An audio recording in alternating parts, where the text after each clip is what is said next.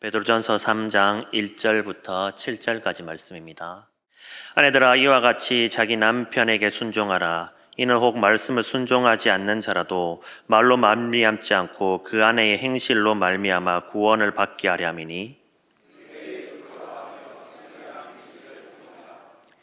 너희 단장은 머리를 꾸미고 금을 차고 아름다운 옷을 입는 외모로 하지 말고,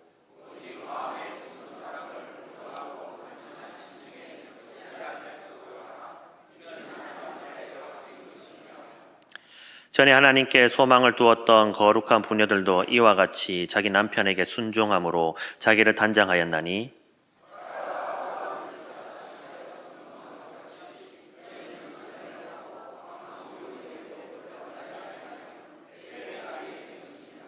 함께 보겠습니다. 남편들아, 이와 같이 지식을 따라 너희 아내와 동거하고 그를 더 연약한 그릇으로 또 생명의 은혜를 함께 이어받을 자로 알아 귀히 여기라. 이는 너희 기도가 막히지 아니하게 하려 함이라. 아멘. 지난 수요일 5월 21일이 무슨 날인지 아시나요?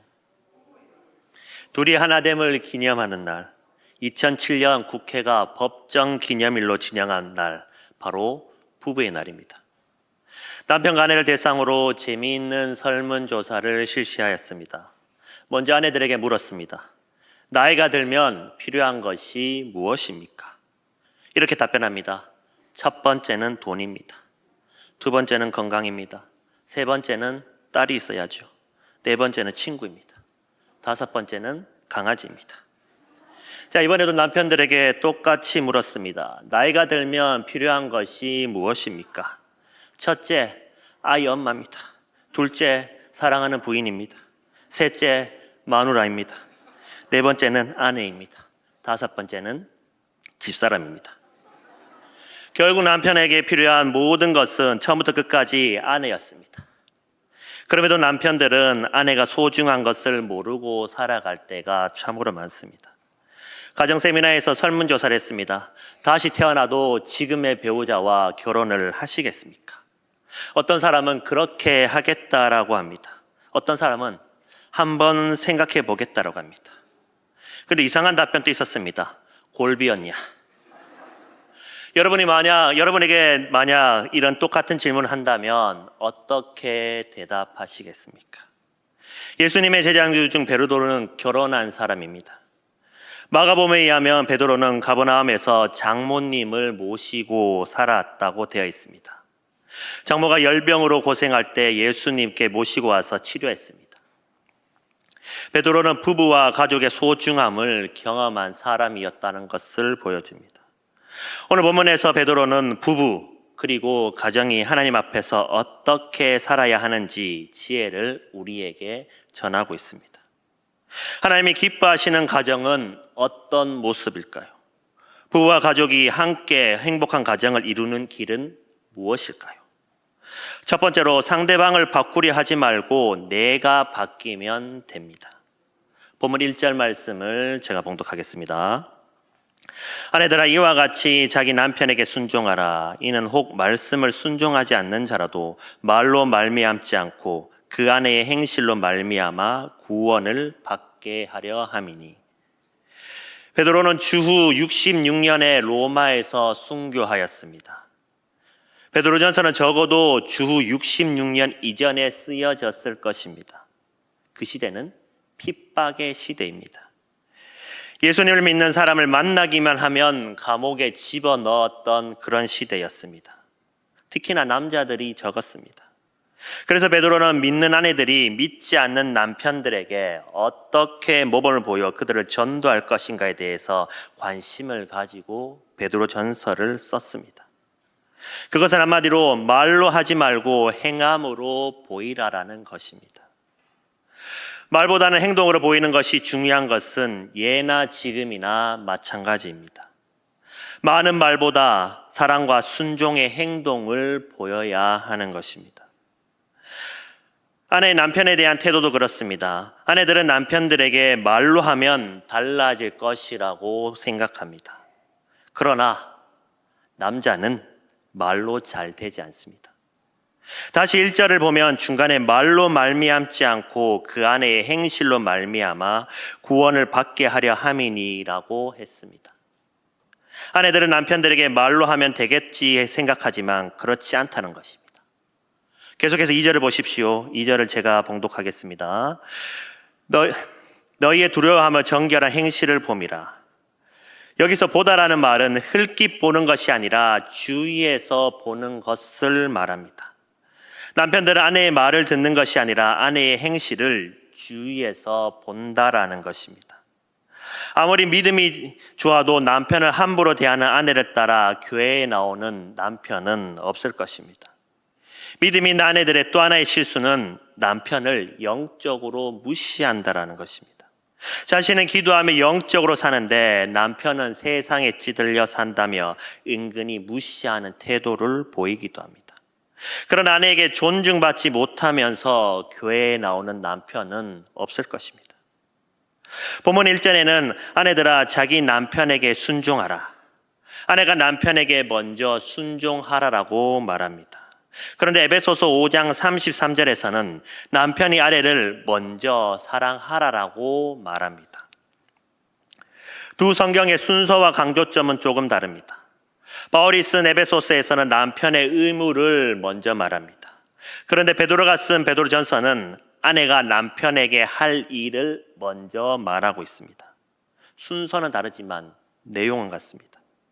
아내는 남편을 존경하고 남편은 아내를 사랑해야 하는 것입니다.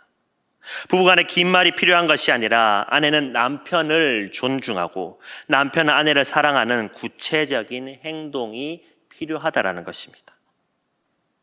어떻습니까? 아내 여러분, 성경에서 아내들에게 남편에게 복종하라 이런 말을 들으면 먼저 짜증이 나지 않습니까? 그때 떠오르는 것은 왜 여자만 남자에게 복종해야 하지? 아닙니까? 두 번째 떠오르는 것은 무엇입니까? 아니, 존경할 게 있어야지 존경하지. 남편들이 아내에게 존경받을 수 있어서 아내들이 마음으로 남편을 존경할 수 있다면 얼마나 좋겠습니까? 그러나 성경 어디에도 아내들이 남편을 존경하라고 말할 때 존경할 만한 남편을 존경하라고 말한 구절이 없다라는 것을 알고 계십니까? 그것은 마치 남편이 아내를 사랑할 때 사랑할 만한 아내를 사랑하라고 말하지 않는 것과 같습니다. 존경할 만한 남편을 존경하라고 성경이 말하고 있지 않는 이유는 무엇입니까? 만일 존경할 만한 남편만 존경하라 했다면 이 세상의 남편 중 몇 명이나 아내들에게 존경을 받겠습니까? 사랑할 만한 아내만 사랑한다고 했다면 이 세상의 아내 중 몇 명이나 사랑받겠습니까? 여러분은 자신 있습니까? 저는 자신이 없습니다. 성경이 그렇게 말한 것은 존경할 만하기에 존경하는 것이 아니라 존경하다 보면 존경할 만하게 되기에 그런 것은 아닐까요? 사랑할 만하기에 사랑하는 것이 아니라 사랑하다 보면 사랑할 만하게 되기 때문에 그런 것은 아닐까요? 빌리 그레이엄 목사님의 부부는 평생 인구 부부로 살았습니다. 한 번은 기자가 아내인 루스 그레이엄에게 물었습니다. 혹시 당신의 남편을 미워한 적이 있습니까? 한참 생각하더니 그녀는 말했습니다. 저는 한 번도 남편을 미워한 적이 없습니다. 그러자 기자가 생각했습니다. 그러면 그렇지, 두 분은 역시 모범적인 부부야 라고 생각을 했는데 다음 말이 충격이었다고 합니다. 남편을 미워한 적은 없지만 죽이고 싶을 때는 참으로 많았다고요. 이렇게 대답했습니다. 어떻습니까? 세계적인 전도자 빌리 그레이엄 부부가 이 정도라는 것이 충격이신가요? 아니면 위로가 되시나요? 저는 참으로 많은 위로가 되었습니다. 이렇게 훌륭한 남편도 쥐고 싶을 때가 많았다니 도대체 남편들이 얼마나 잘해야 존경받을 만하겠습니까? 이 세상에 존경만을 하기에 존경받을 남편이 몇 명이나 되겠습니까? 그런데 루스 그레이엄이 중요한 말을 이어서 합니다. 남편을 사랑하는 것은 내 일입니다. 그러나 남편을 선하게 만드는 것은 하나님의 일입니다. 그렇게 기도 많이 하고 믿음으로 사는 아내도 남편을 선하게 만들 수 없다라는 것입니다. 다만 그가 할 수 있는 일은 남편을 사랑하는 것입니다. 내가 남편을 사랑하면 하나님이 남편을 선하게 만드신다는 것입니다. 내가 아내를 사랑하면 하나님이 아내를 변화시킨다는 것입니다. 우리가 부부 생활하면서 경험하는 것은 남편이나 아내나 잘 변하지 않는다라는 것입니다. 그럼에도 우리는 사력을 다해 남편이나 아내를 변화시키려고 합니다. 그러다가 안 되면 자포자기에 빠져 결혼 생활을 그만두고 싶어 하기도 합니다. 특히 믿는 아내가 믿지 않는 남편에 대하여 갖는 문제가 바로 이것입니다. 그렇게 오래 기도하고 그렇게 오래 기다려도 남편은 잘 변하지 않습니다. 그렇다고 믿는 아내가 이혼하자고 먼저 말할 수도 없습니다. 속만 상합니다. 그러다가 화병이 생기고 우울증이 생깁니다. 그래서 관점을 바꾸어야 합니다. 남편을 바꾸지 말고 나를 바꾸라. 그러면 하나님이 남편을 바꾸신다. 아내를 바꾸려고 하지 말고 나를 바꾸자. 그러면 하나님이 아내를 바꾸실 것이다. 남편은 내가 바꿀 수 없습니다. 그러나 나는 나를 바꿀 수 있습니다. 아내를 바꾸기는 쉽지 않습니다. 그러나 마음만 먹으면 내가 나를 바꿀 수 있습니다. 상대방을 바꾸려는 노력에 10만 분의 1만 가지고도 나를 바꿀 수 있습니다. 상대방이 달라지고 안 달라지고 속상해하지 말아야 합니다. 내가 달라지면 됩니다. 영국의 니피 건블 목사님은 사랑에 대해서 이렇게 말했습니다. 사랑은 상대가 옳았을 때 인정해 주는 것과 옳지 않았을 때 잊어주는 것이다. 사랑은 달콤한 감정이 아닙니다. 두 가지만 하면 됩니다. 잘하면 칭찬해주고 못하면 잊어주는 것입니다. 그리고 더 한 가지가 있다면 내가 변화되려고 노력하는 것입니다. 남편이 안 바뀐다고 속상해하지 말고 아내가 안 바뀐다고 속상해하지 말고 내가 안 바뀌는 것을 우리는 더욱더 속상해해야 됩니다. 잘하면 칭찬해주고 못하면 잊어주고 언제나 내가 변화되려고 노력하고 남편은 아내를 먼저 사랑하고 아내는 남편을 먼저 존경하고 이렇게 하면 되는 것입니다. 상대방을 바꾸려고 하지 말고 내가 바뀌어서 하나님이 기뻐하시는 행복한 가정으로 나아가는 모든 성도 여러분 되시기 바랍니다. 계속해서 하나님이 기뻐하시는 행복한 가정을 위한 두 번째 지혜는 무엇일까요? 두 번째로 과거의 상처에 매이지 말고 지금의 행복에 집중해야 합니다. 우리가 다투다 보면 과거사 문제가 불쑥불쑥 튀어나올 때가 있습니다. 부부간에 있었던 과거의 문제는 빨리 잊을수록 좋습니다. 특히 남편들은 과거 일 앞에 떳떳하지 못합니다. 철없던 시절, 철없던 행동들이 많기 때문입니다. 아내들은 어떻게 그런 것만 기억을 잘하는지 몇 년, 몇 월, 며칠 어디서 어떤 잘못을 했는지 마치 머릿속에 컴퓨터가 입력해 놓은 것처럼 다 기억하고 있습니다.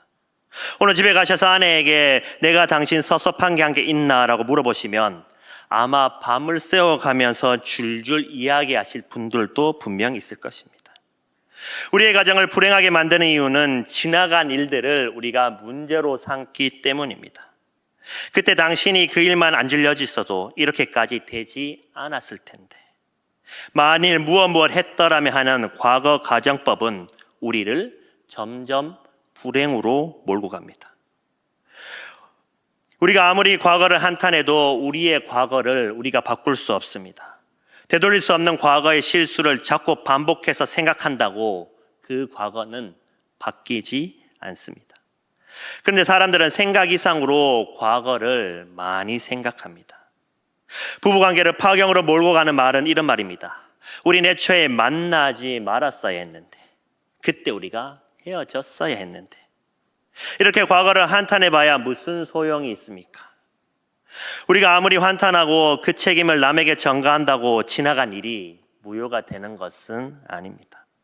이미 내뱉은 말을 다시 주워 담을 수도 없고 이미 저지른 행동을 다시 되돌릴 수도 없습니다. 잘못과 실수는 회개하고 돌이킬 일이지 한탄하고 비난해야 될 일이 아니라는 것입니다. 지나간 일은 내 눈에는 쓸모없이 보일지 모르나 믿음의 눈으로 보면 반드시 뜻이 있습니다. 행복의 비결은 지금 여기 계시는 주님의 눈으로 과거를 보고 현재를 바라보는 것입니다. 불행의 비결은 한탄과 책임 전가로 과거를 바라보는 것입니다. 빌립보서는 무려 9번이나 기뻐하라라고 말씀합니다. 바울이 기뻐하라라고 말할 때 두 가지 특징이 있습니다. 첫 번째는 명령형입니다. 그리고 두 번째는 현재형입니다. 명령형인 것은 반드시 기뻐하라라는 것이고 현재형인 것은 지금 기뻐하라라는 것입니다. 지금 행복이 과거의 실수 때문에 방해받았어도 안 되고 지금의 기쁨이 미래의 불확실성으로 연기되었어도 안 되는 것입니다. 그때 그렇게만 했어도 더 행복했을 텐데 아니라는 것입니다. 그때 그 일은 그 일이고 지금은 지금입니다. 내가 조금만 더 큰 집에 살면 더 좋을 텐데 아니라는 겁니다. 지금 작은 집에서 행복하지 않으면 큰 집에 살아서도 우리는 행복할 수 없다라는 것입니다. 길가에 핀 꽃을 보면서 우리는 중요한 진리를 깨닫게 됩니다. 꽃은 지금 있는 그 자리에서 꽃을 피운다라는 것입니다. 꽃은 장소로 옮겨달라고 말하지 않습니다. 꽃을 피우기에 더 좋은 때를 달라고 소리치지 않습니다. 지금 이 자리에서 꽃을 피우는 것입니다. 행복한 부부는 과거의 문제와 상처 때문에 현재 누려야 할 행복까지 잃게 만들지 않는 것입니다. 과거의 실수와 잘못에 대해 인정하고 용서했다면 현재의 행복에 더욱더 집중하십시오. 아직 용서하지 못했다면 지금 누려야 할 행복을 위해서 용서하며 살아가시기를 바랍니다. 현재 행복에 집중하며 우리는 가정을 올바르게 세워야 됩니다. 그렇다면 행복한 가정을 위한 마지막 지혜는 무엇일까요? 세 번째로 가정에서도 하나님과 동행하는 삶을 살아야 한다는 것입니다. 오늘 본문 7절 말씀을 다 함께 읽도록 하겠습니다. 시작.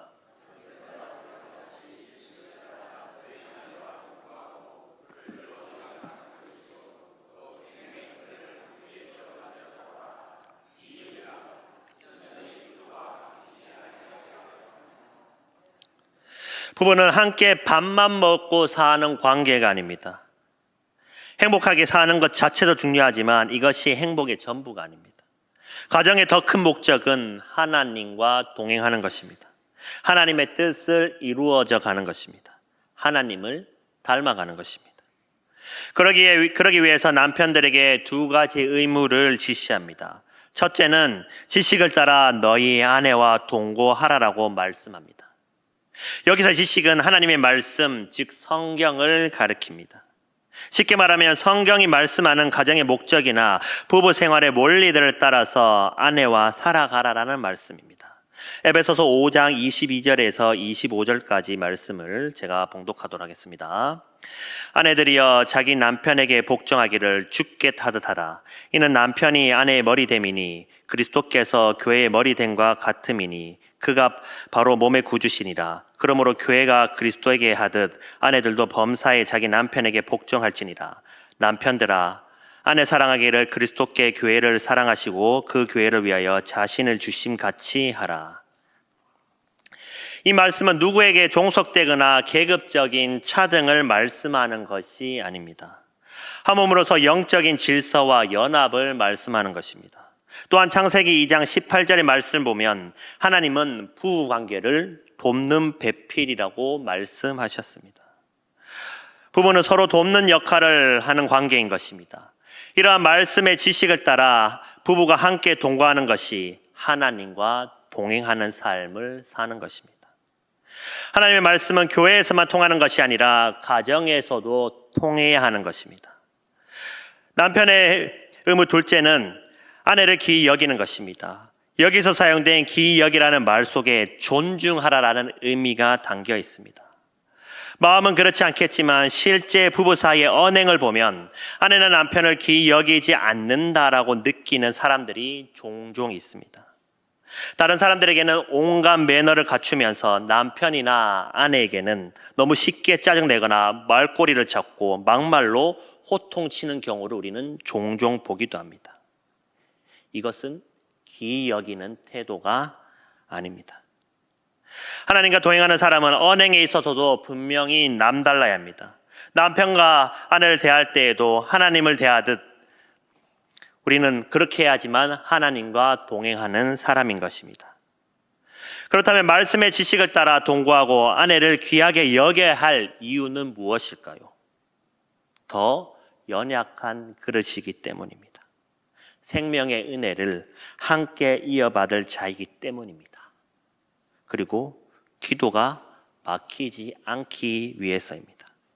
더 연약한 그릇이라는 표현 속에서 남편이나 아내나 둘 다 연약한 그릇인데 그 중에 아내가 좀 더 연약하다는 뜻입니다.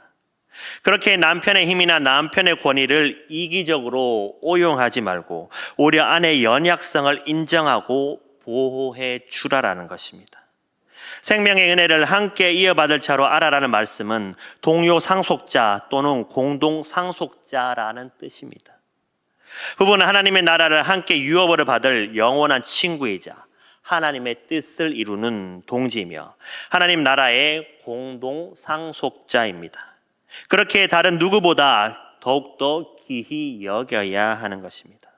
이는 너희 기도가 막히지 아니하게 하려 함이라. 이 말씀은 너희 기도가 방해받지 않기 위해서라는 뜻입니다. 부부가 서로에게 시기와 다툼과 불평을 품고 있으면 기도가 안 됩니다.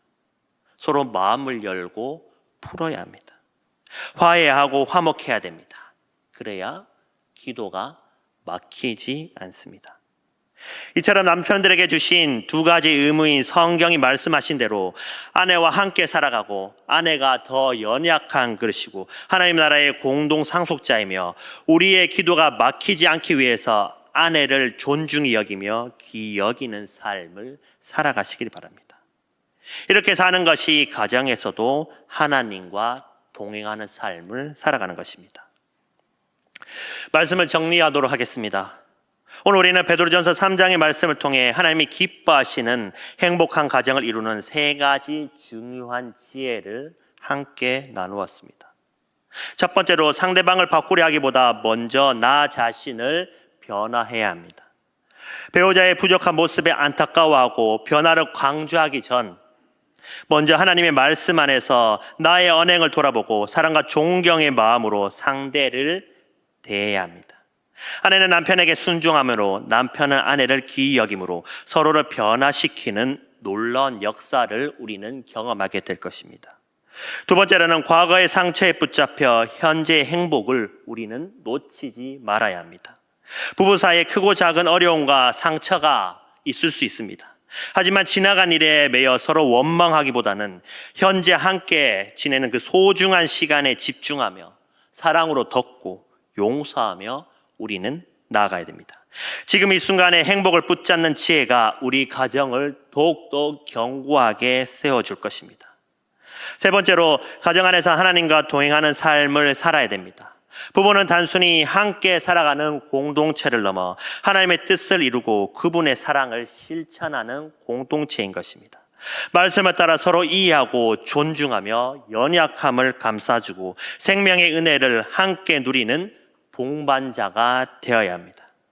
그리할 때 우리의 기도가 막히지 않고 하나님께서 친히 우리 가정을 인도하시며 풍성한 은혜를 우리 가정에게 부어주실 것입니다.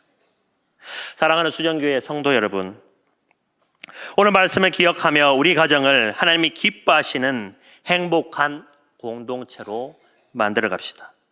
나를 먼저 변화시키고 과거의 상처를 딛고 현재의 행복에 집중하며 무엇보다 가정에서부터 하나님과 동행하는 복된 삶을 살아가시는 모든 성도 여러분 되시기를 주님의 이름으로 축복합니다.